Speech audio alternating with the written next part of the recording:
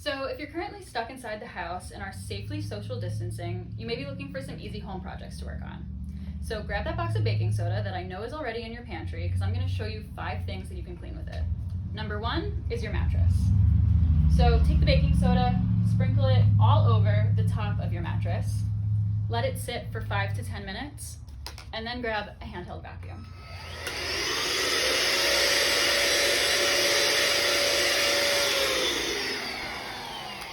So another thing you can clean with baking soda is your stainless steel sink. So just take the baking soda, sprinkle it all over the bottom of your sink. Then take a sponge, you can dip it in white vinegar if you have some on hand, and start scrubbing. When you're done, just give it a quick rinse. To clean stained coffee mugs, all you have to do is make a paste of 3 parts baking soda, 1 part water. Then use a toothbrush and scrub away all of the stains. You can use that same paste then to also clean tarnished silverware.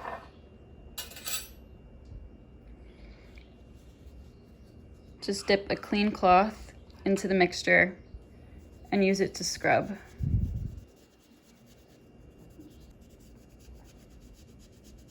Rinse off the silverware